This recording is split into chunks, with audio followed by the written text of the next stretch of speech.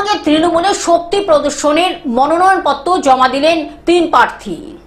ব্যাপক জনসমর্থন ও বর্ণাঢ্য শোভাযাত্রার মধ্য দিয়ে মহকুমা শাসকের কার্যালয়ে মনোনয়নপত্র দাখিল করলেন তৃণমূল কংগ্রেসের 3 হেভিওয়েট প্রার্থী। আরামবাগের সারা পশ্চিমবঙ্গের মহিলাদের পাশে আমাদের দিদি আছে, এটা সবাই জানে। তো আরামবাগের মহিলারা আজকে রাস্তায় নেমেছে যে আমাদের মহিলা মুখ্যমন্ত্রী মহিলা, আমাদের আরামবাগের ক্যান্ডিডেটও করছে মহিলা। তাই আজকে প্রত্যেকটা মহিলা আজকে আমার সঙ্গে আপনারা দেখেছেন মিছিল করতে করতে আনন্দে নাচতে নাচতে আজকে আসছে।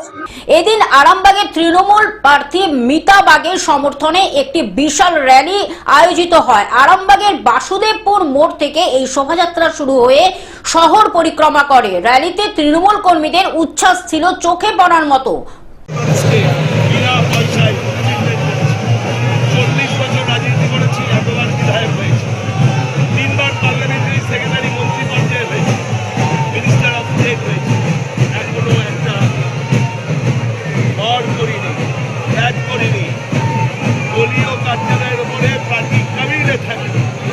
শোভাযাত্রা শেষে আরামবাগ মহকুমা শাসকের কার্যালয়ে গিয়ে নিজেদের মনোনয়নপত্র দাখিল করেন 3 বিধানসভা কেন্দ্রের প্রার্থীরা।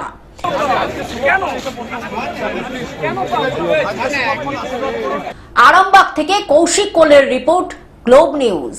এখন থেকে গ্লোব টিভি দেখুন আপনার স্মার্টফোনেও। গুগল প্লে স্টোর অথবা অ্যাপল স্টোর থেকে ডাউনলোড করুন গ্লোব টিভি লাইভ অ্যাপ। এছাড়া জিও টিভি অ্যাপ থেকে দেখুন গ্লোব টিভি লাইভ।